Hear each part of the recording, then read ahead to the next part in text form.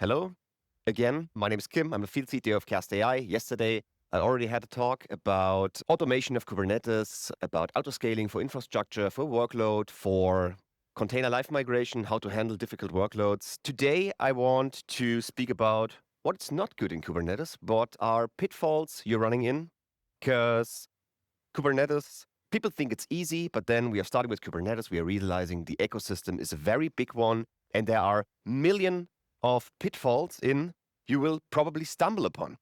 And I have stories, I don't know, thousands of them, what people are doing wrong with Kubernetes, how can you do it better?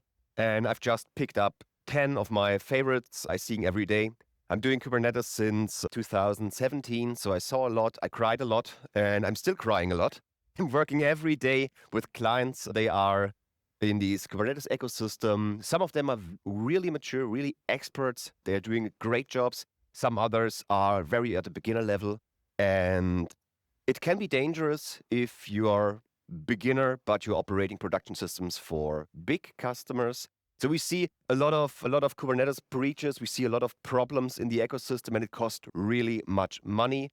And for these examples, the root cause is not fancy situations. It's just basic problems were not realized in production systems. So just let's go through all of them. So first one will be the pod disruption budget drain log. This is a very common one. We see very often people using pod disruption budgets to make sure that the applications are alive. Some people think that the rolling update strategy is already taking care of this, where you can say how much pods should be alive. We say, yeah, that's true for rolling upgrades. But if a lot of nodes are drained at the same time, if you don't have a pod disruption budget, your application will be down. Kubernetes doesn't care about this.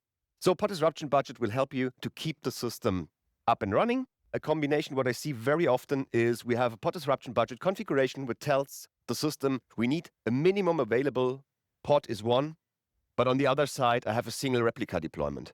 With a setup like this, if I drain the node where this pod is running, Kubernetes will never be able to drain the pod because the pod disruption budget doesn't allow to kill the pod.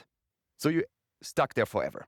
You have to force it. So better solution is switch over from max unavailable to switch to max unavailable. We skip this min available feature. We go for a percentage and tell Kubernetes, please make sure that we have enough available, and the max unavailable 50% will help your pod and will help your Kubernetes scheduler to also allow to kill these one replica. So you don't stuck in this situation any longer. Another one, very often saw privileged containers. Why do I need privileged containers in Kubernetes? We should not run root. We should not be root in containers. We should not allow containers to get privileged access. Besides, there's a really good technical reason to do it. Because what we are doing, maybe as a mistake, we are giving our container root access and give them the capabilities for all the Linux kernel. So what it means is I can do something like this. Inside of my pod, I'm mounting the host file system. I'm change root into this file system. So I'm take over the control about the host. I can do whatever I want there. I can trash the node. I can inject stuff to other pods. I can deploy some fancy coin miner, whatever. Don't do it. Make sure we are following these least privilege principles approaches. I don't want to allow a system to run as root. I don't want to allow access to all Linux kernel capabilities. If you need to give the system capabilities from the kernel for technical reason, make sure we have a whitelist. So we are dropping all per default and then only allow what we really want to give the system to make sure that we are running in a safe mode.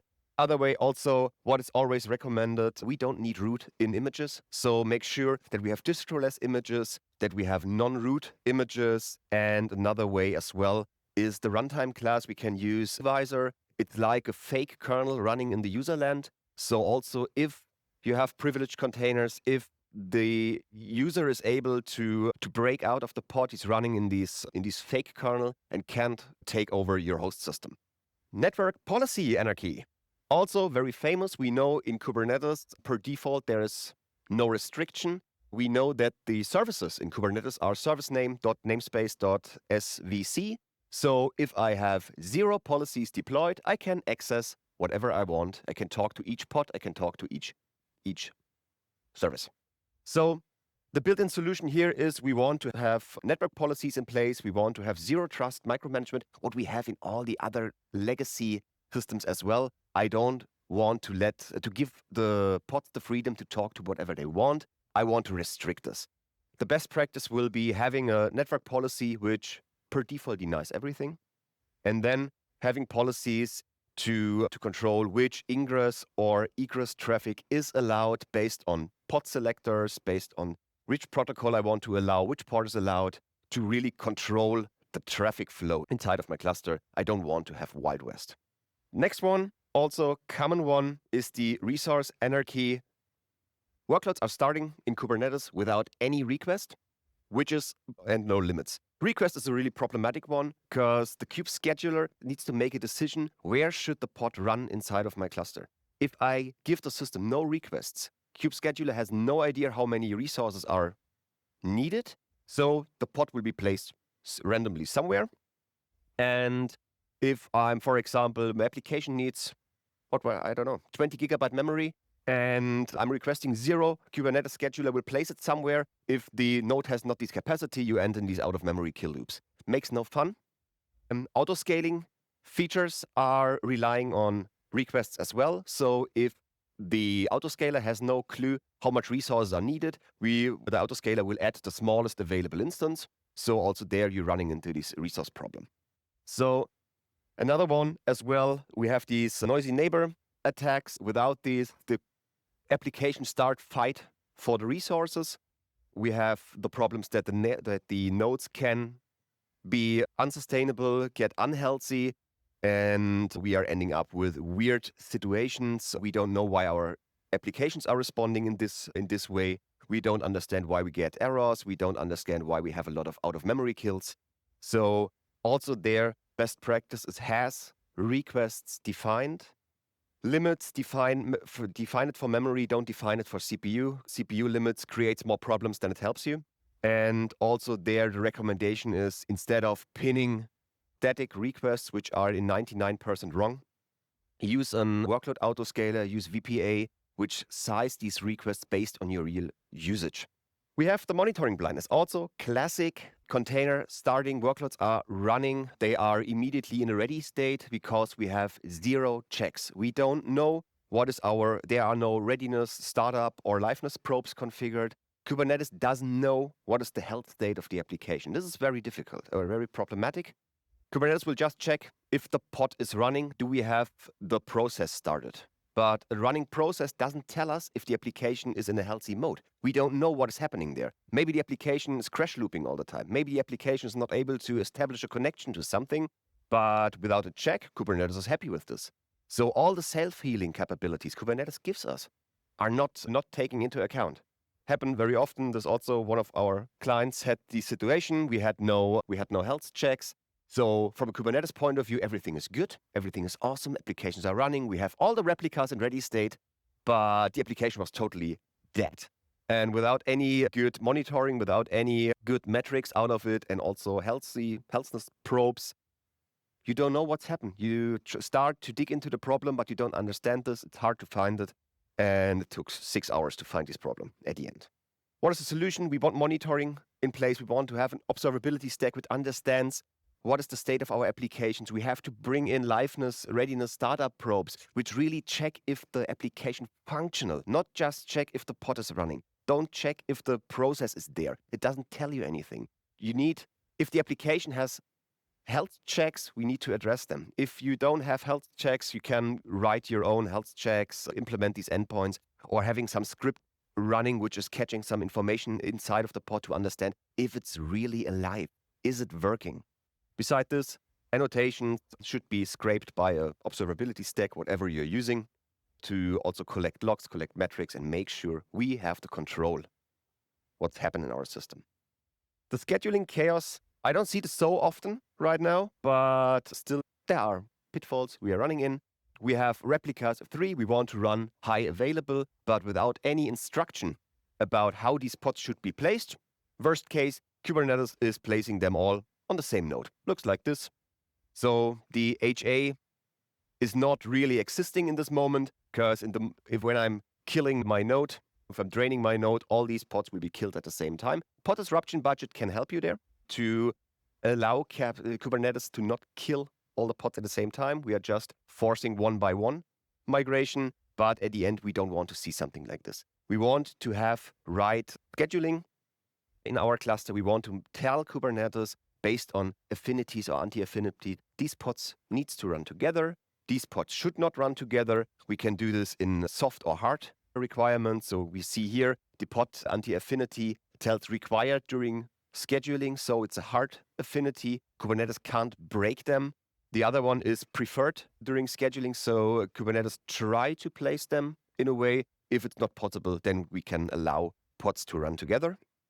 And also, if we're having zone awareness, we can use topology spread constraints to make sure if I have 3 availability zones, my application should also be spread across all these availability zones. This is it getting better, but from time to time, weird constraints. Also, a good one is if you have conflicting constraints, so that Kubernetes is not allowed to do anything. What also, there's a common one, and I don't understand why we're still talking about stuff like this. People running workloads from totally untrusted registries. We have something put from Stack Overflow, just run it. I have images, I have zero clue what is in there, but people running this in production systems. In big enterprise clients, you saw this, say, what the hell are you doing here? Never use images you're not trusting. And it can create anything. Maybe there's a backlog in, maybe there is something else in, maybe some Bitcoin miner in. So don't trust images, and also don't use latest tags. Latest tags, you lose the control what's happened, because latest is not a version. You're running the latest tag on 3 different clusters, and the application version is 3 times different. Never use latest. Use clear image tags and control which images are allowed in your cluster. So there are solutions available. Kyverno is a good one. Open Policy Agent is able to do this. Some other policy mechanisms for Kubernetes can do this. We want to have policies to force a user to only use images from a trusted registry. The policy should be operate your own registry, and in each of your cluster, only this registry is allowed to pull images from. Nothing else. No Docker Hub. No fancy other registries somebody's hosting. I want to have to control what is in my system. Also, very common, people are just deploying stuff, what they saw in the internet. We just putting YAML manifest, just apply this, I don't care, give it a try, and then interesting workloads find their way to production systems.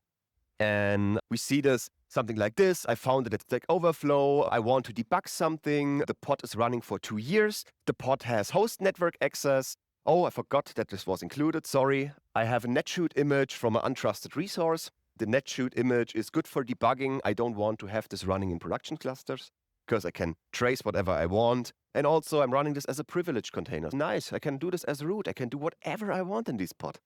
Perfect. This is, don't do this, don't copy stuff from the public internet. I had an interesting chat with a client half year ago. They had 50 sysctl kernel options defined in their cloud init scripts for bootstrapping new Kubernetes nodes, and they couldn't explain one of them for me. They had they found it on the internet. For somebody, it was working, just copy paste it. If you don't understand what you're doing there, don't do it. The damage is much more than it really helps you. So again, we want to force trusted images, have your own registry, force your users to only allow these registry. If you have a policy in place for this, the policy will block new pods if they are not pulling the image from a trusted source. That's the absolute worst I've ever saw. People are using pods like virtual machines. First of all, I see never a reason, never, to have an OpenSSH server inside of a pod. If you need OpenSSH in a pod, you don't understand the technology. And please don't say we need SFTP. Also, SFTP should not be used. We have object storage for stuff like this. I don't need a text editor in pods. I don't want to change something in my pod. I don't need debugging tools in pods. I don't need Telnet. Why the hell should I install Telnet or Netcat? All these tools should never be in images and should never be in some production systems. People really, not a joke, doing stuff like this. We are SSH into pods. And then to do it much worse, we are using Ansible to deploy stuff to pods. Say, what the hell are you doing, guys? Why? So the best practice, what should I say? The best practice is learn to understand how Kubernetes works. This is not a technical issue. This is an educational issue. If you don't understand the technology, learn it, book a training. I don't know. Get some consultant in-house. They teach you how to do this. But this was the worst case I ever saw people using Kubernetes wrong. It's also not the holy grail. Kubernetes is not a solution for everybody. It's not a solution for each workload. If your workload can't benefit of this ecosystem, don't use Kubernetes. Run it on VMs. It's fine. And then also something I was surprised that still people use Kubernetes dashboards. Is somebody in this room using the Kubernetes dashboard?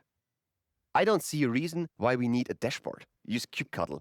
But also there, the problem is that it's a real problem. The dashboard is exposed via load balancer. Service account admin is used very often for deployments like this. So if you get access to the Kubernetes dashboard, you completely control the cluster. You don't want this. And this happened to Tesla, I think last year.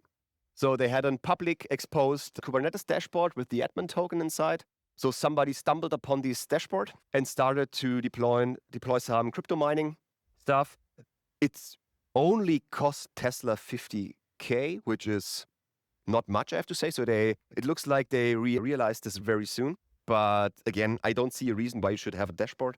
If you need a dashboard because your users are not very experienced in this, there are companies out, they have solutions for this. Where you can get a nice dashboard to have Kubernetes for humans to support your guys. Otherwise, we have APIs. We want to control this in a GitOps way. And if you want to use your CLI Ninja skills, there's kubectl available for this. So the last one, give you a bonus round. Also funny, if you're building HA systems, everything is high available, but then you realize your registry is the problem. Can be because it's a single point of failure. In this case, the problem was that all Kubernetes clusters running in AWS, large clusters, and the registry was sitting somewhere on-prem and had an upload of 1 megabyte. What could possibly go wrong? We had a large scale out of the cluster, so we had to replace 200 nodes, and then we realized that we have 99% of all the pods stuck in pending. We were wondering what the hell is going on here. Then we realized, the registry upload was so limited. It took 6 hours until all the pods are started because the registry was not able to give us the images. There, I'm always recommending a nice open source project. It's called Spegel.org, I think, on GitHub. It's an stateless in-cluster mirror. So if you just deploy it, there's a small daemon set sitting on all of your nodes. And if a node needs to pull an image, it's checking first, does one of the other nodes already have the image? If yes, we pull it from there. If not, we're reaching out to the external registry. Solutions like this will help you to speed up the image pull problem and also give you a nice fallback if your registry is down for reasons. So if we wrap this up, in short, we want to make sure we have security by default. We don't want to allow Wild West. I want to have to control what's happening in my cluster. I want to control which pods can talk to each other. I want to control which images are allowed to be executed.